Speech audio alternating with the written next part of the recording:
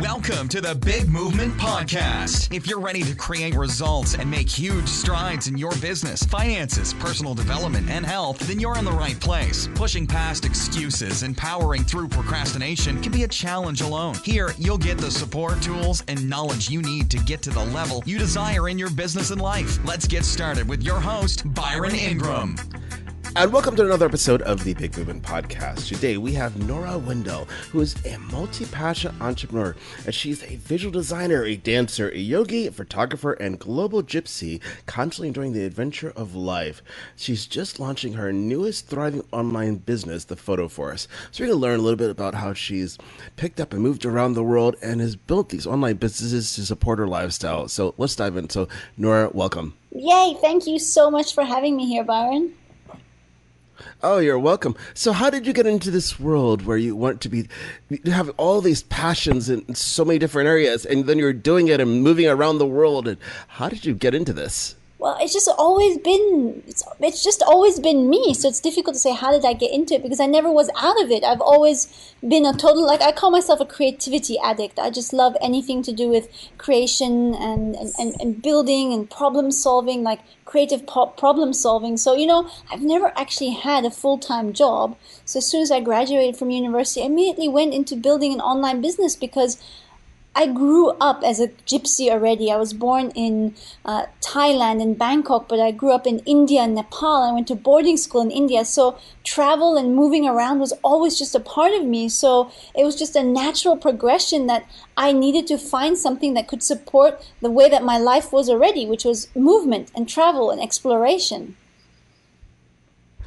No, that's fascinating because you have a different viewpoint than so many people in the world. When you think about the masses, people grow up in one particular area where they've lived in the same house for 20 years and that's all they know, versus you've grown up with a worldly experience. I really wouldn't trade it. And I do miss having one home base, because I don't have that. I have had many homes, and wherever I am currently is my home. But I can't be like nostalgic and be like, oh yeah, my parents' home where I lived for 27 years, because I didn't have that. I always moved every 2 or 3 years. I wouldn't trade the cultural diversity and the experience that I've had. So I'm really thankful to my parents for, giving me that opportunity. And, I'm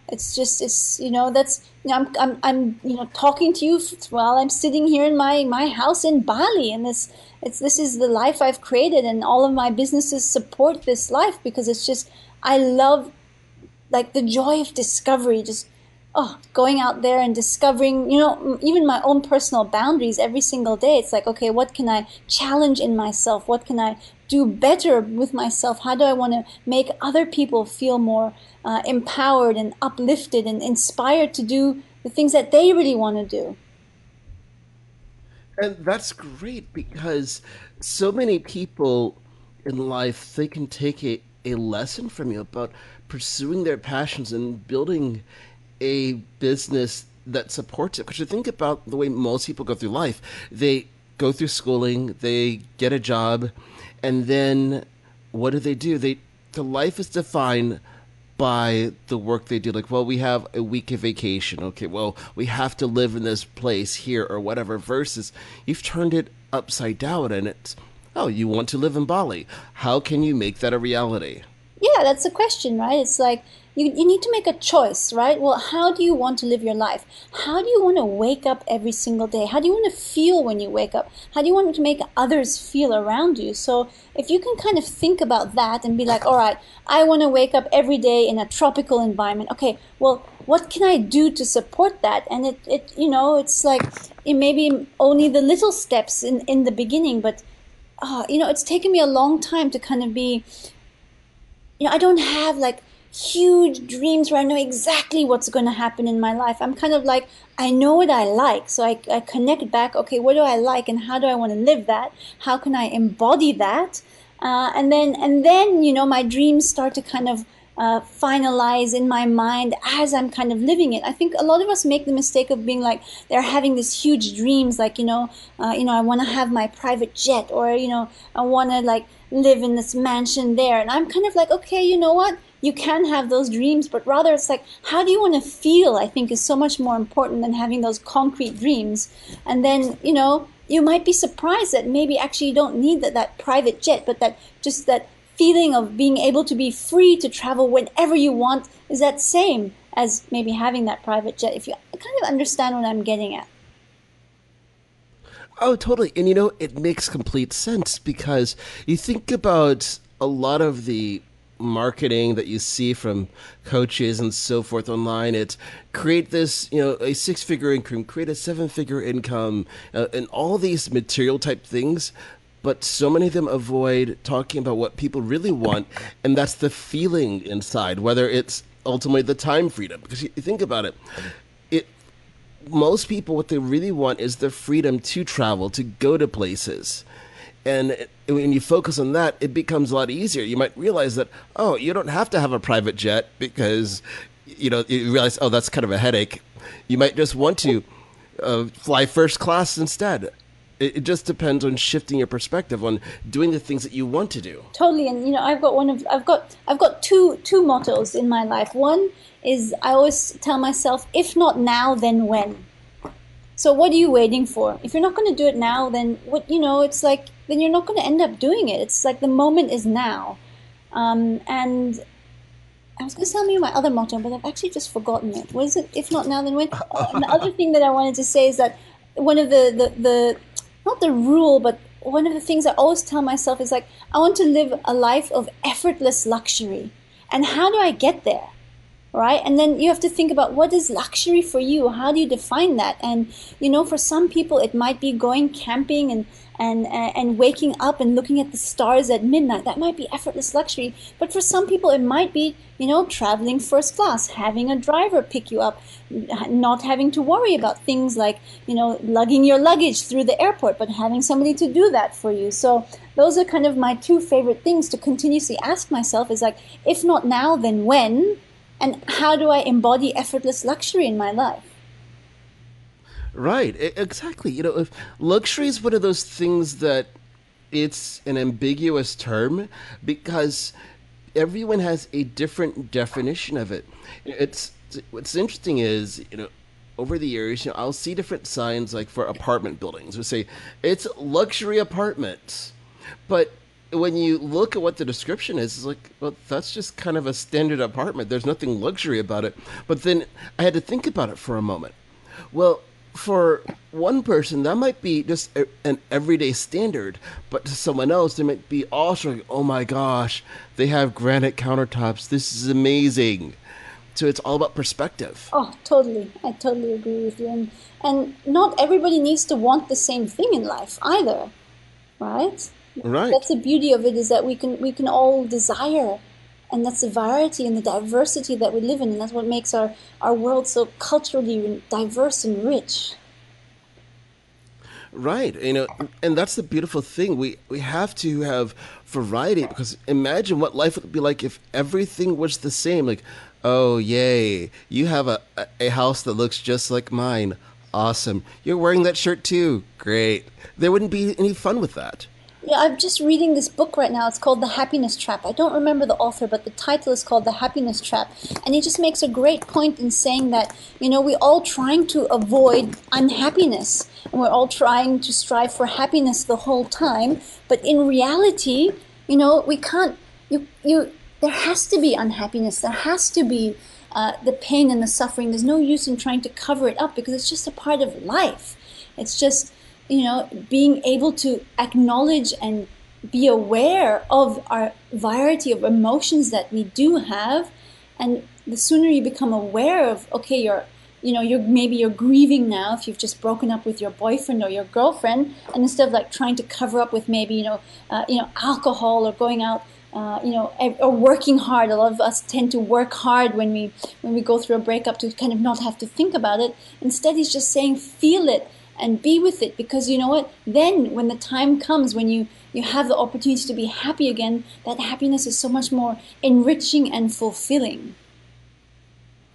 And exactly, happiness is something that when you look at business and doing what you want, it goes synonymous with the pain and struggle, because no one ever created a successful business just by deciding, I'm going to do this, and ta-da, there it was. Everything went perfect. There's always the struggle of, well, that didn't work. Oh, that server crashed. Oh, this went wrong, that went wrong. And you're wanting to pull your hair out. It's so funny but because it's all worth it. It's totally true, and I use it as in my businesses. I use it as an opportunity to stand back, and it's so easy to get caught up in stressing out about the things that go wrong, and just wanting everything to go right. But like I allow myself to kind of take a step back and be like, okay, well, this happened for a reason. What is this trying to teach me? If the server crashed, I'm like, okay, how what can I? Well, how can I learn from this? Okay, maybe it means that I need to start being more vigilant and maybe backing up. Or, I had a development team quit on my latest project, the Photo Force, like 6 months into development. And I could have been depressed because, I had a launch date set already, which I then had to cancel because I lost the development team.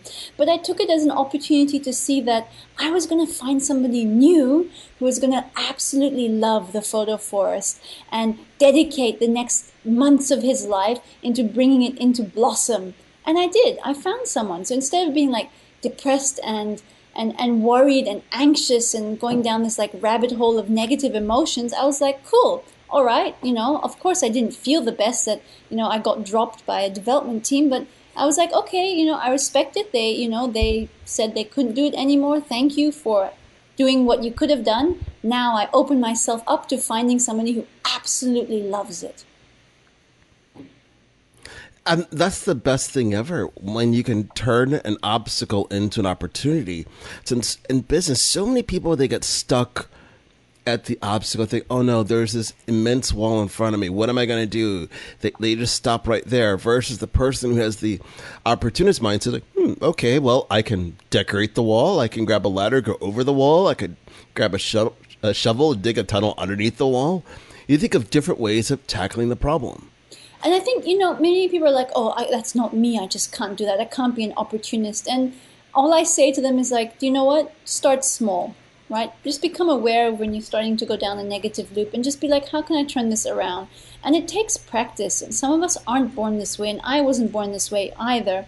But every single time I allow myself to be like, okay, how can I turn this around? And then soon, as we start to form habits and we start to rewire our neurons in our brain by practice, repetitive actions, then it'll start to become so much easier and more natural to you that, when something bad does happen, just to be able to be like, okay, accept it. Maybe it does hurt, and maybe there are negative emotions attached to it, but how can I introduce something positive into it as well? Right, exactly. You have to move past it, and it's the smallest steps possible, because so many times when we're wanting to launch a business, we want to go from 0 to 100 in 5 seconds, and not realizing that maybe you should first stand up from your couch and walk across the room. Totally. I've got that too. I'm like, I want to build an empire, da da da. I'm just like, whoa. Let me just first do the first stock photo. Take a step back and just be like, right, one little. But the thing is, it's so easy to get excited and so easy to get creative and start planning out. I think the hardest thing is taking that first, not even first, the little steps. Being like, right, to get to that, I need to do all of these 100 little steps first.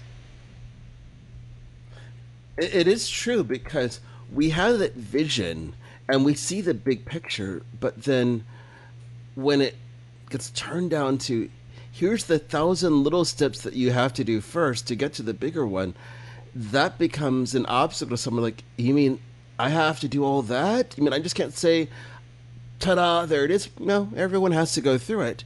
That becomes an obstacle for people. How have you found that you've gotten through that? Because so many people, they struggle with it. They struggle with the little steps. Yeah, the one thing I always tell people is like, oh, what would you have done differently in your businesses? And honestly, if I would have known about getting a mentor or a business coach earlier on in my business, I would have done that. And it's I look at it as like somebody who's a few steps ahead of you, who can like stop you in your tracks and be like, have you done those little things yet? You know, because they're actually really important. So that's what I've actually done is turn to someone who, you know, has had a little bit more experience. Not even that, doesn't even have to that much more experience, but a little bit more experience that I can then turn to when I have got questions and like, and I am worried and I've got anxiety because, you know what, I actually don't know how to, you know, figure the next step out. But, you know, I can then talk to them about it and they'll be like, well, I did this and maybe you can try this. And just, again, it's opening your horizons on, you know, we're limited in what we think we can do, right? Like, I truly believe that we are our only limits. We stop ourselves from achieving whatever we want to achieve because we think that we can't do it, or it's impossible because we're not good enough or not smart enough, or we haven't done this yet, or yeah. So definitely getting a mentor or a coach has really helped my business journey. It is, and you know, you mentioned something there which I think is powerful for people to realize, that being an expert doesn't mean that you have to have all the answers. You just need to be a few steps ahead of the people you're helping.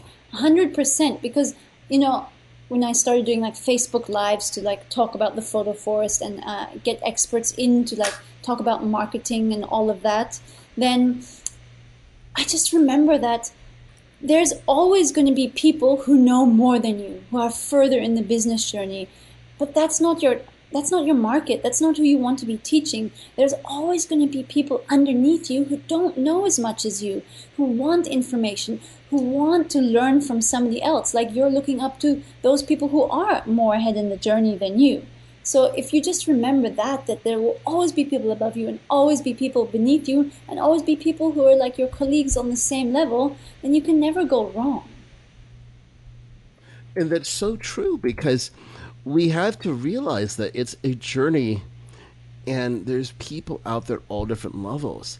And one of the things that I hear from people at times, and it just results in me shaking my head and saying, well, there's so many people doing that, I don't know how I can succeed.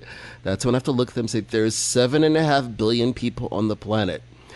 Not everybody is following one person. There's more than enough room for everybody out there. Totally. But we've all got that syndrome saying like, oh, I'm not good enough, right? The I'm not good enough syndrome. I think, you know, I've got it too. And it's just taking a step back and being like, well, you know what? So what?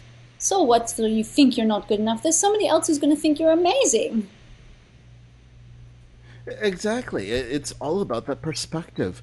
That if you think about art, since you know you have the photo force, think about how many times you know you could go to a museum and you could see an art piece where one person say, "Oh my gosh, that's an amazing masterpiece," and someone else goes, my 5-year-old did better." And you're and you're always going to see that. It's all about perspective. Totally. I agree with you there. And you know, I think we all get really caught up in our own heads, in our own minds, and in our own limiting beliefs. You know, I'm not good enough. I can't do that. Oh, look, she's so much more prettier. She's so much better than me. She's doing her Facebook lives already. Oh, my email list is so small. You know, these are all thoughts that go through our head. And, you know, if you don't start now, then when are you going to start? You might as well just go for it. And one really big advice that I have to a lot of people who come and ask me about, you know, starting an online business and things like that, is that I've really found that it helps to niche down.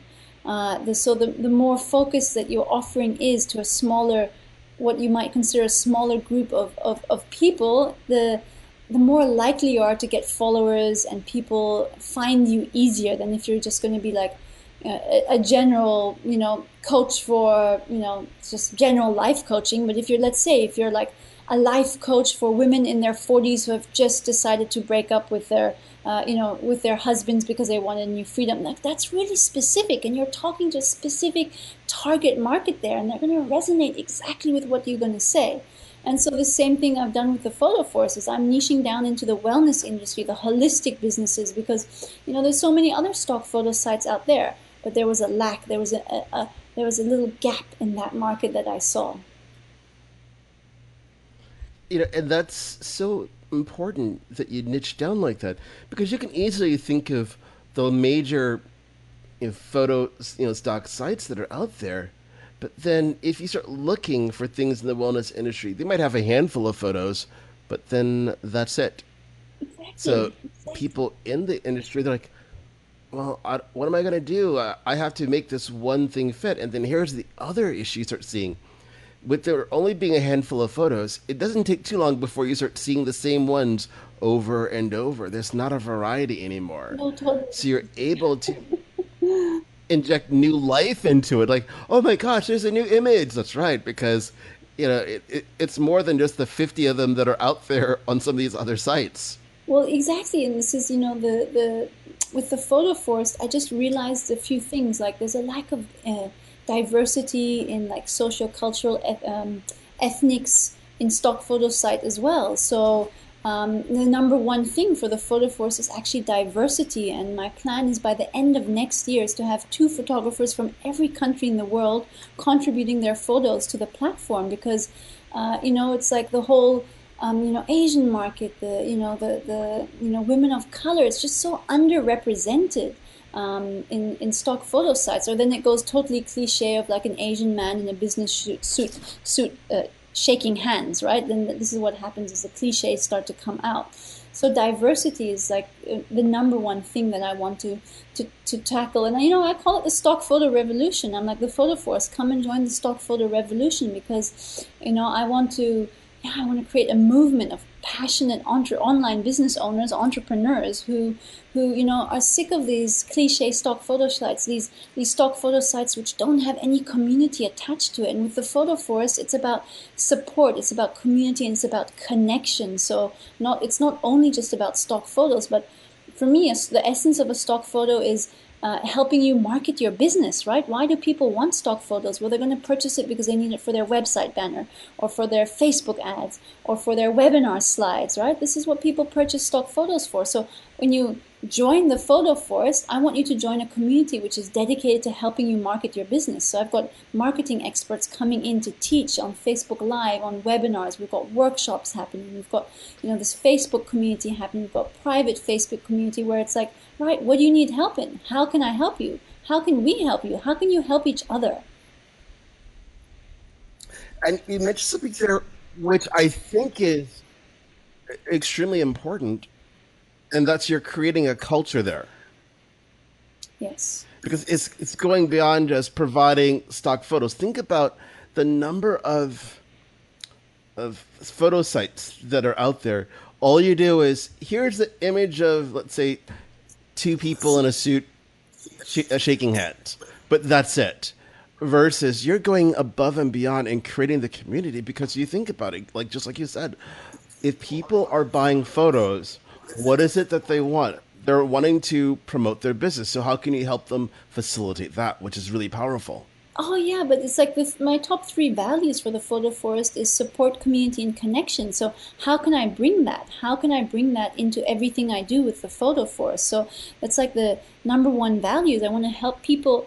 Ultimately, I want to help people succeed in their businesses so they can lead the dream lives they've always wanted to lead, right? And that starts with like, helping them market their business, because, everybody, it's like I say that an analogy, it's like the online marketing world is a dense, dark forest. Like, where do you turn? How do you find your clients? You've spent years honing your skills in whatever, going to school, taking night classes, doing online certifications, right? And then you feel so ripe and ready. You've planted the seed and it's grown into this beautiful tree. And then you're like, now what? Now, which path do I take? What social media platform should I be on? People struggle a lot with this. And so this is why I bring in so many marketing experts who have, gone that little step further, who have like already forged a little bit of a pathway into the dense, dark forests. And so you can then, follow behind them, and they'll be like, come, this is the way. This is one of the ways maybe to help you lead your dream life.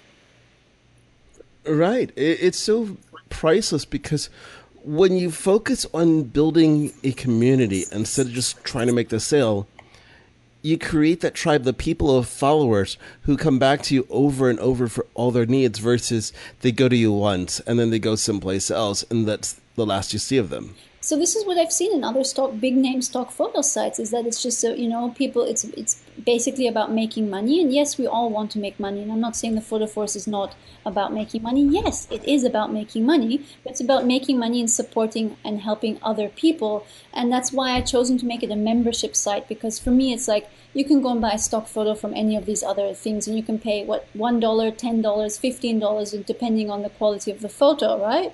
But I didn't want that, because then, like you said, people buy a photo and they leave, right?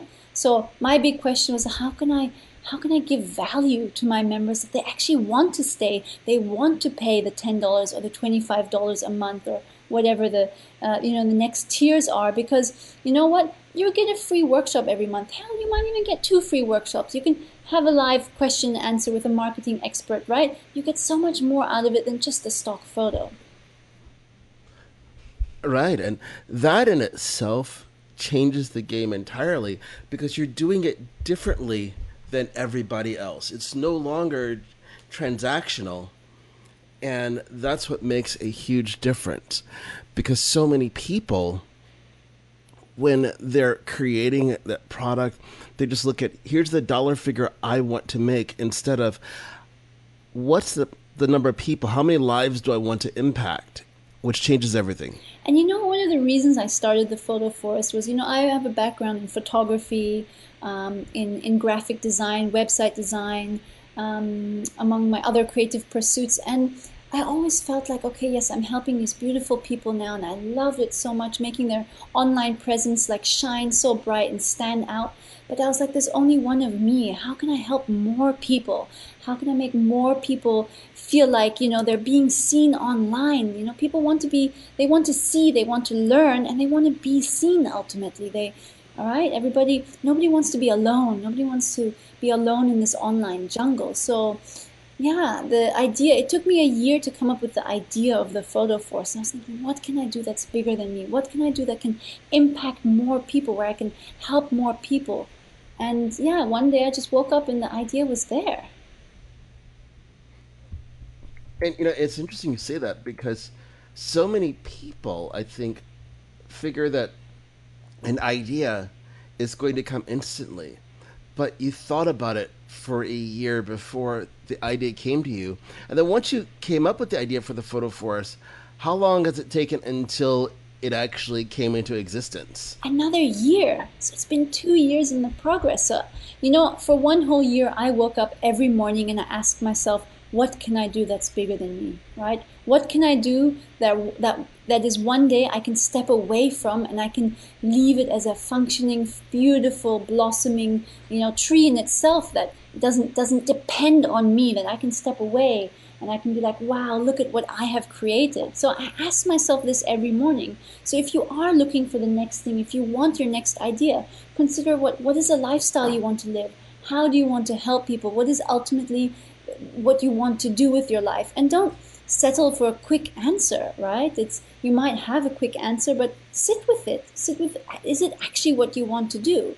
And so I asked myself every single morning. It was a test of, right, I know I'm ready, but what is it? Now I'm open to it. Now what is it? And one day it just came. So yeah, I don't think you can rush ideas. You might have a great idea, but it takes time to germinate. And, originally it was just a very simple stock photo site. That's it. And then it's turned into, and the more I think about it, the more community is so much more important to me than just the, making money off stock photos. And, it's important that you say that, because you think about the ideas of how they grow and mature over time, that everything is a journey. If it just started off as a simple photo sharing site, and look what it's evolved into, it's the journey that you went on that created it. And that's what matters most, versus if you just rush and you put something out there, is it the right thing? But you got started creating it. It's like planting a tree. The only way that a tree is going to become big and it's going to ultimately turn into a forest is you have to plant it. So it had to start, and it grew from there, from that little seed into what it is today. Versus if you just kept thinking about it, maybe I should do it this way or this way. It evolved as you went.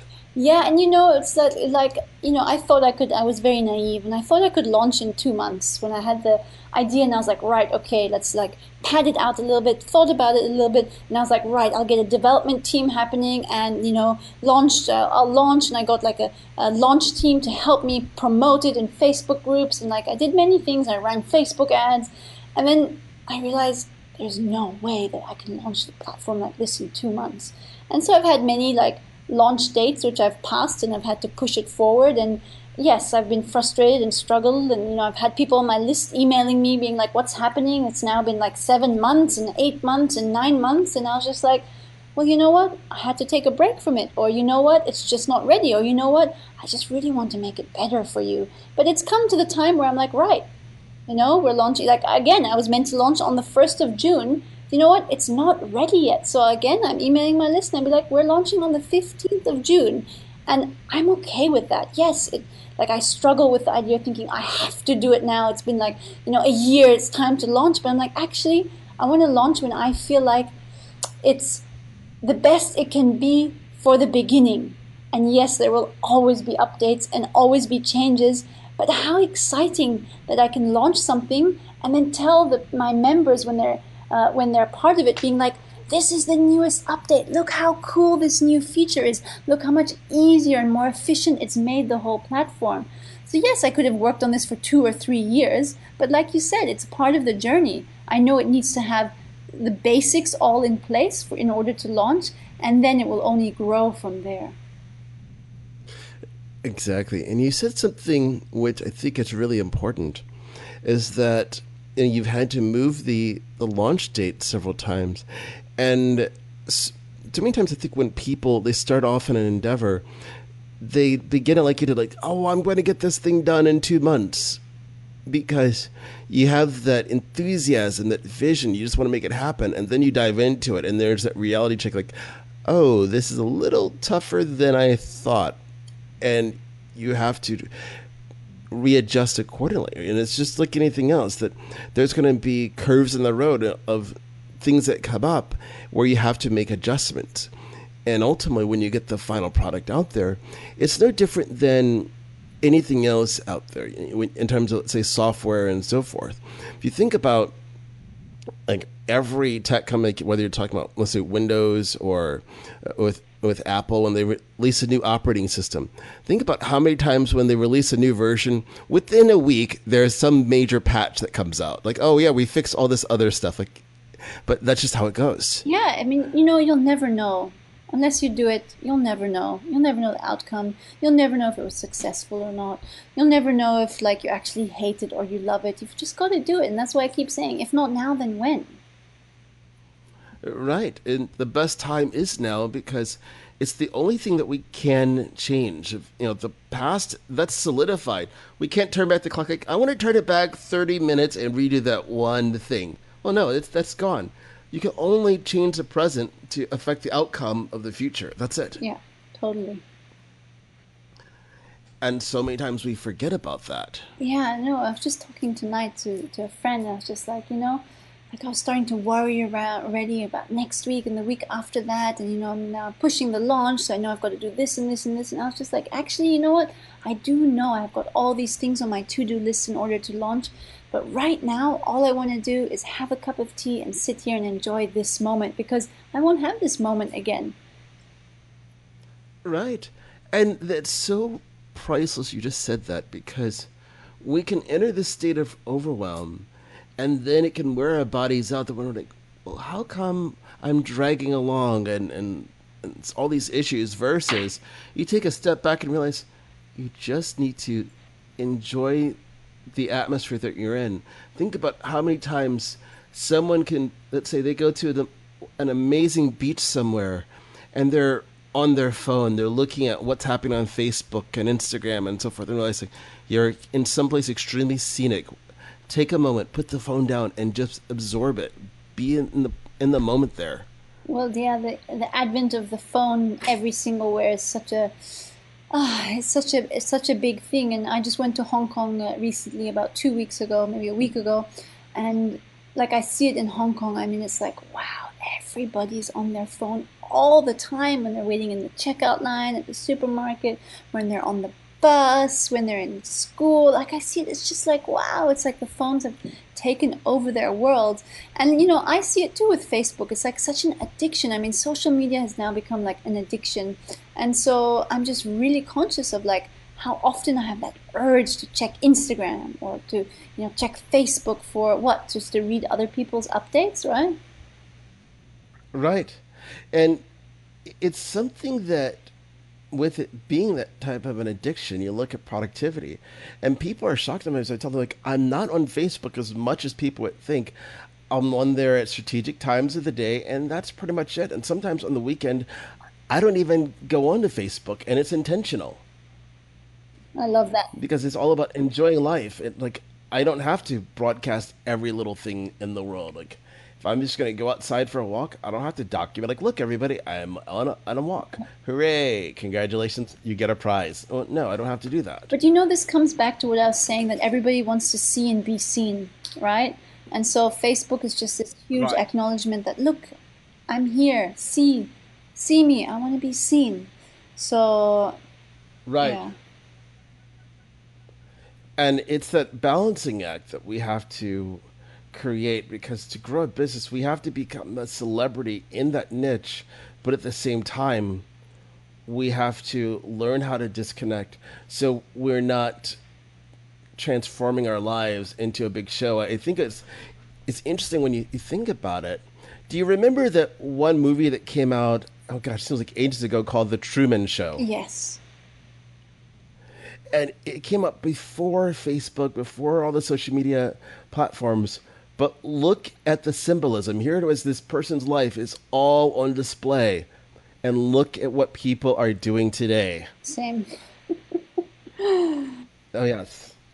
It's kind of interesting when you look at it from that perspective. But that's what we're doing. Oh. So we have to create that balance in order to achieve the results that we're looking for. Yeah, I think, So, balance is like, I like to call it like, so just bringing it back to business, I think, we all like have conditioned to like work hard. You got to work hard to enjoy hard and play hard, right? Work hard to play hard is a saying that you hear online a lot. And you know what? I don't believe that, because I really believe that when you're doing something that you love, just work becomes play and it all becomes enjoyable. And for me, I don't really like saying, you need balance in life, because that means something has to be out of balance in order to get balance. So if you just consider everything as like play. And I'm really careful with how I use the terms like work. It's like, oh, like work, even worksheet or homework, it's like work has such a negative connotation in our minds just due to the whole 9 to 5 and burnout that, is so common, that I'm like, how does it feel when I say, oh, I'm going to go play today? I'm just going to go play in my business a bit and see what happens and be open to it. and that's a great perspective, because people love playing, and they want to have fun. So why not look at ways that you make your business fun? So when you're doing it, it never feels like work. You're just having a great time. And to me, that's why I look at stuff like, oh, I want to create this. I just go do it. It's not like it's work to me. It's like, I wonder how I can make this happen. It's solving a puzzle, and it's exciting, versus, oh gosh, I got to get this done, and you just dread it. That's not fun at all. Yeah, exactly. How can you make life more enjoyable for yourself by doing the things you actually really want to do? Right. And that's what we have to do day in and day out. So as we begin wrapping things up here, what's one thing that you would recommend for people or entrepreneurs to create that success and build that lifestyle that they want? I think it's really sitting down with yourself and asking yourself, what is the kind of person you want to be, and how can you manifest that, and what kind of a business can you build which allows you to be that type of person. So it's just going back to you and how you want to show up in this world. And that is great, because that's a question that so many people never ask themselves.